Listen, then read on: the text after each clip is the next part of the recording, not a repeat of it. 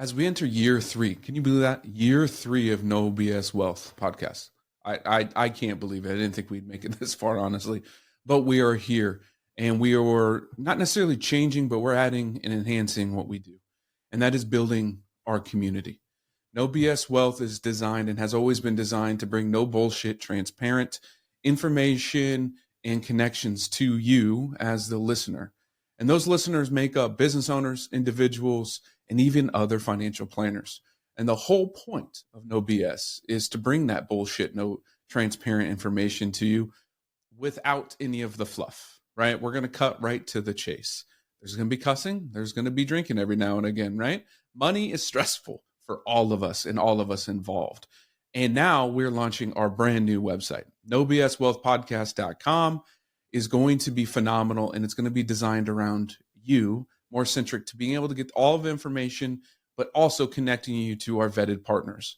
I've personally vetted everyone on the website, and these partners are designed around helping us create a team to help you further your wealth journey. This man that we're about to talk to right now was locked up in Beijing. Okay, we're going to get through that. We're also going to get through what a terrible university he played for at Stetson as well before my time. But no, seriously, Chancellor Jackson's on. I'm excited to have him on. Not only his story about his book, but what he's turned that into in his everyday life, you know, helping still coach kids, still going through that in the schools, and still being someone in our society for the good. I know a lot of people who have been locked up and gone through a lot of things, and they don't do the good. They keep going back. So I appreciate you coming on, sir. And now with that intro, I'm sure everyone's like, what? Huh? And we're going to dive into your book too. So we'll make sure to highlight that too. But I appreciate you coming on. Yes, sir, man. Appreciate you, family. Blessings and balance to you. Big shout out to everyone that's tuning in right now, man. Y'all the real MVP. So shout out to y'all. Absolutely. Well, let's dive into it. One, what the hell am I talking about? Right? Let's get into it. So yeah, man. So April 4th, 2019. Well, let me back up a little bit. So after I graduated from the Stetson University, go Hatters. After I graduated from Stetson, I landed my first job in China teaching English to kids. So that's what brought me to Beijing. I was supposed to do a year, only ended up doing 6 months before things went left. It's April 4th, 2019. I'm finna get ready to head to an event to meet some friends and other colleagues, and we was going to be customizing like Chinese fans. So it was going to be just dope little getaway. So I was like, I'm a pregame before I go. So I'm in the apartment by myself, drinking some Chinese wine coolers, smoking a little cannabis. I get done, get dressed, make sure I got everything I need before I walk out the door. And I hear a knock. Guests aren't unfamiliar, so curious to see who it is. I look through the people, and there stood 3 officers from the Beijing police. Spooked instantly, off the rip. You know what I'm saying? Scrabble, put everything up, open the door. They come in questioning me about drugs. So I'm sitting here playing the fool like I don't know what they talking about. Then they put out a drug test. Right then and there, I was like, oh yeah, it's over with. Do the drug test. Results come back instantly. Failed, of course. Now the cuffs are on me. All forms of communication cease to exist at this point. Bounce around from precinct to precinct before I'm eventually taken to the jail where I'm housed. And I'm locked up 24 hours a day, 7 days a week, 15 men to 1 cell, 9 wooden beds, 3 soups a day. And all I had was a plastic bowl and a plastic spoon. Nothing was explained to me as far as how this process works, how the jail operates, how long I'm going to be here, what my specific charges are. Nobody knows I'm in here. So at this point, I'm sitting in this cell with 14 other Chinese men, none of which I can talk to. So it ain't really looking too good right about now. But most importantly, accountability.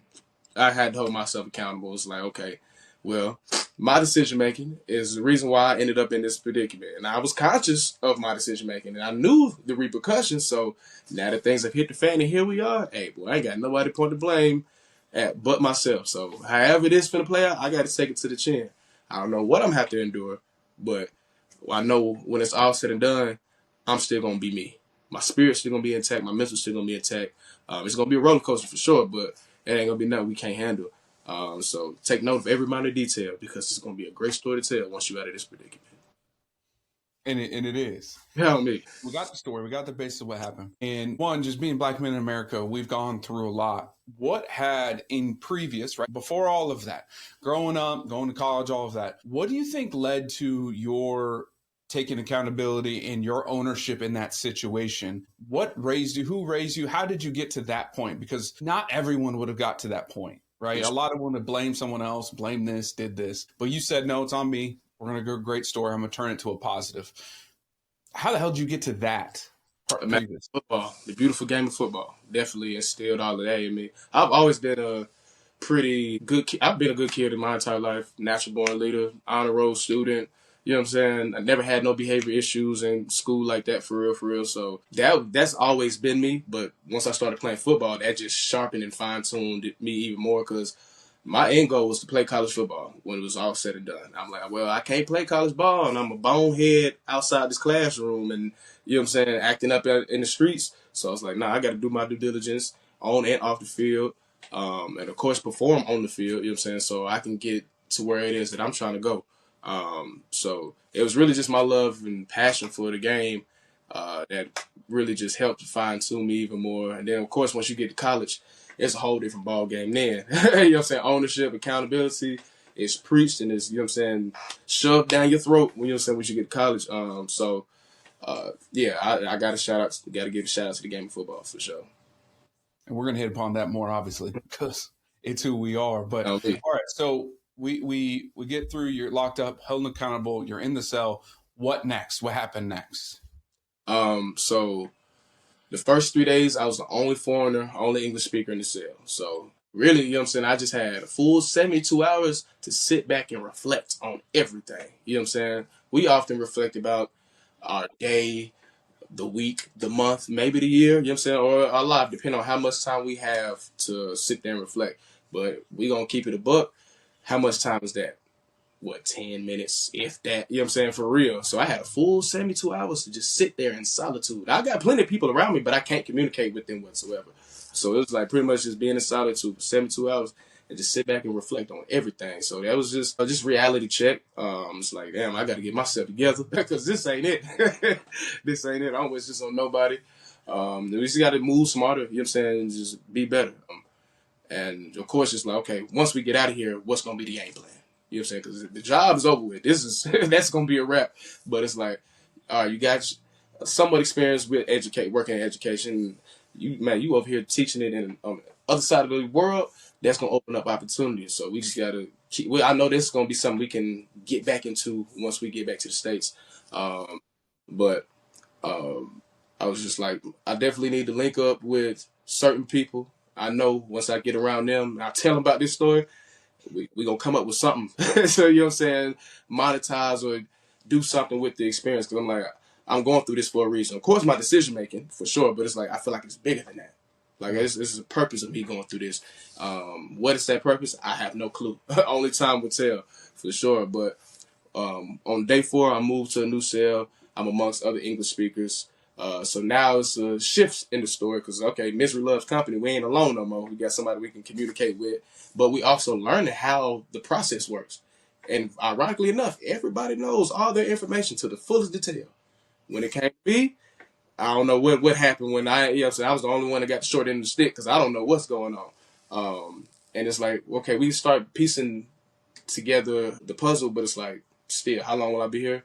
I have no clue, until one day they just finally called my name to come on. And I was immediately taken to my apartment to pack up the rest of my stuff, and then deported from the country, all within like 4 hours of being released from the jail. Yeah, they got me up out of there. They said, it's time for you to go. Real quick. Okay. All right, so you land back here. What's the next steps, and what's the timeline between when you landed to figuring out to write a book and get back on your feet? Yeah, so I got back mid-April 2019. So the school year is pretty much coming to an end. So I'm like, I might as well just wait till next school year, you know what I'm saying, to try to look for opportunities, work opportunities at least. Until then, man, I got to figure out how to get my money back, because my money all the way in Beijing right now, sitting in the bank. So I got to figure out how to get that back. A lot of people didn't even know I was in China. So the select few that I did, you know what I'm saying, definitely linking up with them, surprising them, telling them what happened. You know what I'm saying, just sharing the story verbally with people at first. And then every time I'm telling the story to people, it's just like, I got their undivided attention. It's like they're just blown away by what I'm presenting to them. So I'm like, okay, I got something on my hands. how can I share this with the masses? How can I put this out there? And it wasn't I was kicking it to with one of my good partners, DeMarco Reddins. He was a traditionally published author before we graduated high school in 2014. So he was the one who was like, hey, bro, you ain't think about writing a book about the experience? I was like, boy, that's a good idea. I don't even know where to start, but that's a good idea. He took it even further. Took my phone, went to my notes section, left me a little outline. And I just started filling it in. And by doing that, I caught a feel for how I wanted to go about telling the story. So moved it to a Google Docs. Took me about 4 months to write it. And then just spent the next 6 months just getting it ready for publishing. So on April 4th, 2019, I was arrested in China. On April 4th, 2020, very next calendar year, I released the very first version of 14 Days in Beijing. I was ranked the #1 new bestseller in 3 different genres on my debut. I was still on pre-order when I was ranking, but you know what I'm saying, each day after that, it was just a different genre. I was #1 in a different genre. It was just a snowball effect after that. So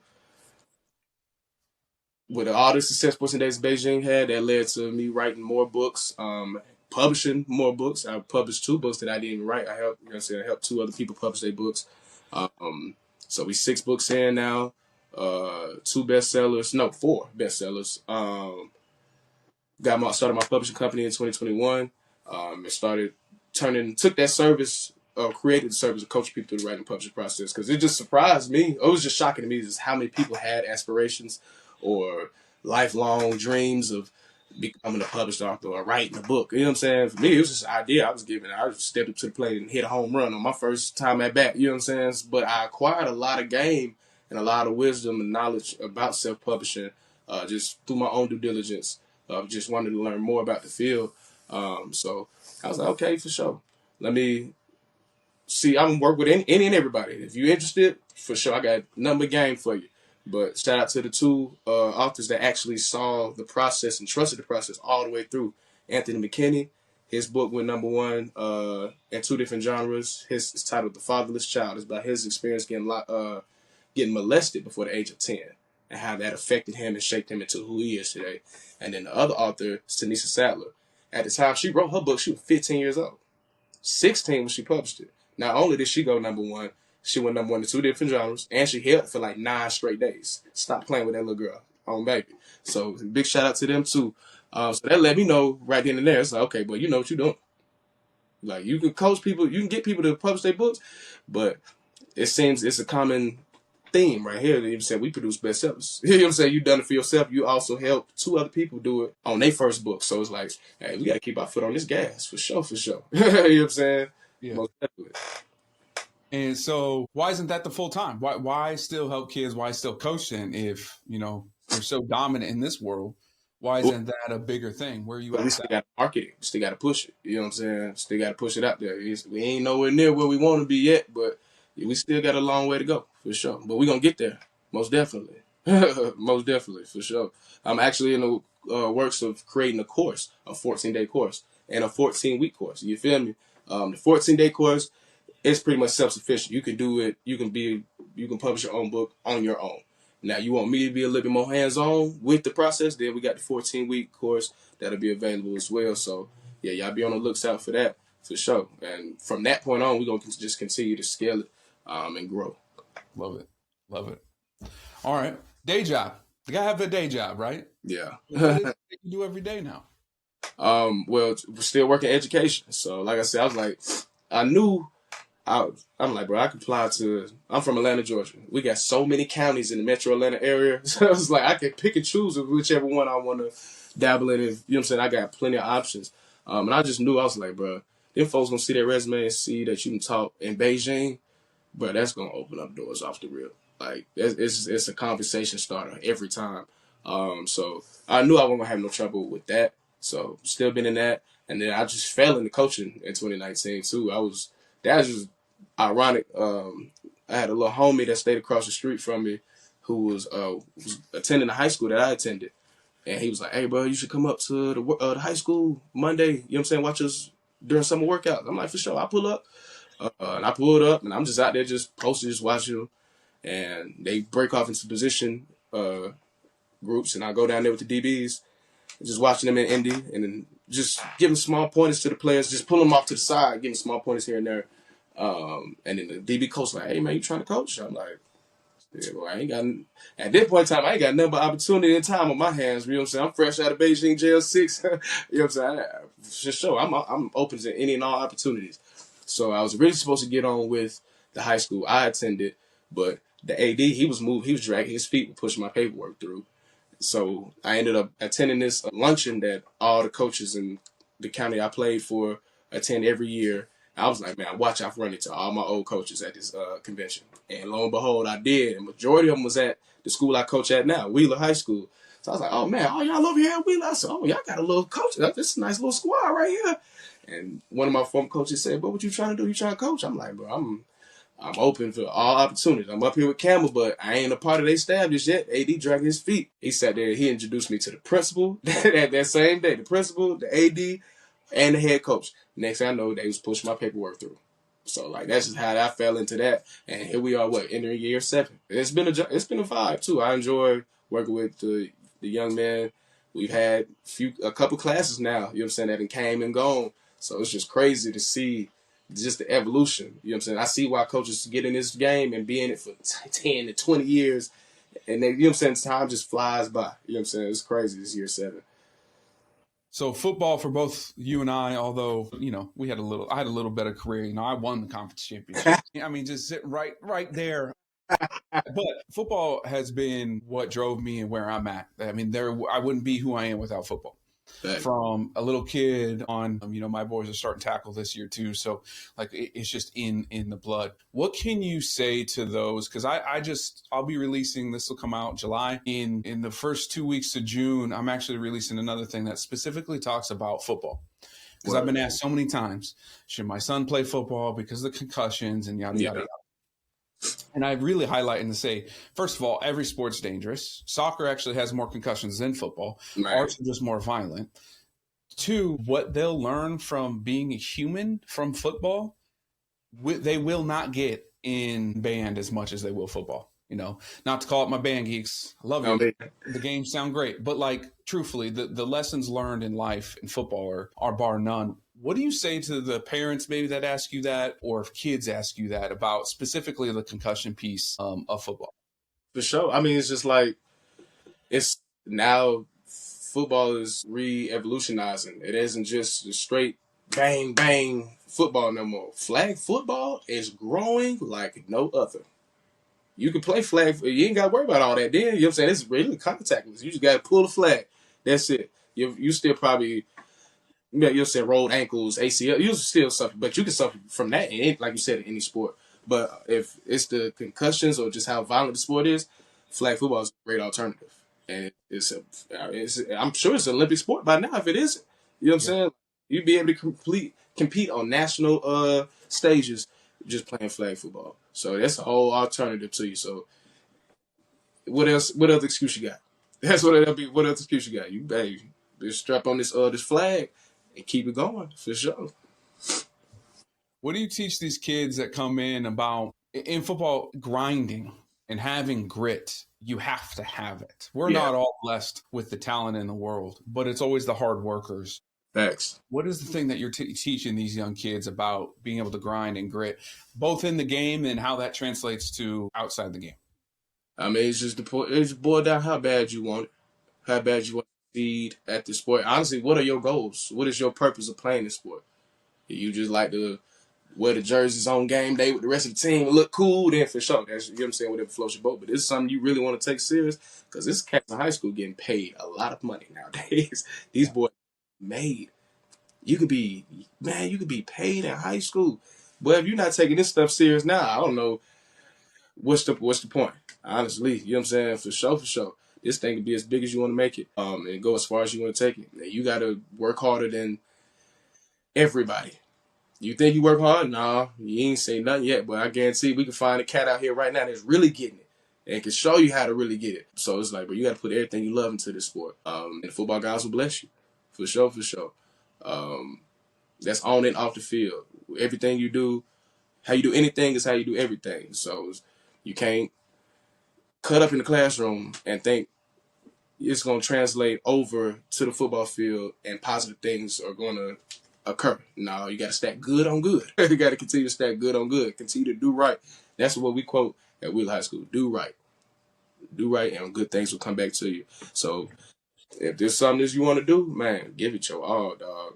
Give it your all, and watch it return in dividends, like in ways you could never imagine. For sure, for sure. Especially getting your school paid for. That's the most important part. You get that paid for, Kids and are making you'll money. be able to. Now you can have a little pocket change, so you ain't even gotta be broke the whole time you in college. You know what I'm saying? It's like this, man. Y'all got it made, boy. Y'all, boy. If we could go back, man, let that have been us. Right. Come on, That's boy. awesome. Everyone keeps talking about. I'm like, if this was my day and age, are you kidding me? I Boy. mean, I had to work as a security at the bar, like just to eat, really, basically. Like these kids don't even have to think about eating. Man, They're buying cars and taking care of families, and it's like it ain't fair. It's not even the same game. you man buying a house, bust down chains and watches. Right. And let's talk about this just because we are former athletes in the end of your career, right? Yeah, Whether it's high school, for us, it was college, luckily. Talk to me about what you went through after that last snap yeah, and where you are mentally at, because I know I felt when I lost that last snap of ours, regardless that we won the championship or not, like you felt this emptiness. You don't have a team anymore. You don't have that where we're grinding and bleeding and beating up on each other literally day in and day out. And I know I felt a certain way about it. So why don't you talk to me through how you felt after that transition and how much further that was from Beijing? yeah. It was a process because you embody a student athlete and a football player to the fullest, and now that is no longer the case. You have to re-identify yourself all over again. I done seen folks stay afloat or completely sink. You know what I'm saying? When they comes time to cross that bridge, for me, I was just like, man, who am I? Chance, like, what do you enjoy doing? What are you good at doing? What do you like to do? You know what I'm saying? Like, what is our purpose? What's gonna be next? I have no clue. But I gotta figure it out for sure, for sure. And it was kind of, I saw it as a challenge almost, because like, okay, now I get to, it's like a fresh start all over again. Like I get to you know what I'm saying? I get to paint myself as a whole completely different way. So I'm like, I got to figure it out. I just got to try a bunch of stuff because I don't know what it is I want to do. And so I'm like, I just got to put myself out there, try a bunch of stuff. And I'm like, by doing that, you're going to figure out what it is you like to do, what you don't want to do. You know what I'm saying? All that. So it just helped narrow down your decisions of what, you know what I'm saying, of just finding your next football, your next passion, or your purpose. So I just started applying for jobs off the rip. You know what I'm saying? I knew the league. I'm like, nah, the NFL, that's not happening. So I'm going to start applying for jobs. And I was applying for corporate positions mainly. And I was landing interviews. I'm talking about some of these interviews I'm getting flown out for. Put up hotel. I said, boy, ain't no way. Boy, I'm finna find me something, boy. I'm finna find me a good paying job, too. No, that wasn't the case. That wasn't the case. It was like 8 months had passed. And I was like, bruh, I done moved back home. I'm like, bro, what is going on? I done did everything, quote unquote, the textbook way. And I keep, you know what I'm saying? I keep ending up the short end of the stick. Keep him with the same BS excuse. Oh, uh, you lack the experience, so we're gonna go with somebody a little bit more that got a little bit more experience. But it's like, bro, y'all knew that was the case when I submitted my resume. Before y'all set up and paid for all of this stuff, y'all knew that was the case. Now I sat down face to face with y'all, wouldn't shifted the paradigm then. But I ain't really take it too personally. Because I've been in this position before when I was trying to find a school to play at, you know what I'm saying, after high school. So it's like, man, just keep putting yourself out there. You gonna find something. Somebody gonna say yes eventually. Let's reapproach our job searching. Let's do that because corporate might not be for us, family. We done tried this for months, ain't had no success. Let's restructure this. And with me switching up my job searching, that's when I seen, oh, teach English to kids in China. That sound lit. You know what I'm saying? I feel like I could do that. Fly. First job tell me yes. After 8 months of being told no. On the other side of the world. Oh yes, Lord. This is what we finna do. No ifs, ands, or buts about it. And I just knew going out to China, I was like, this is going to be a great starting point for me just trying to figure myself out. I'm finna move to a whole different side of the world.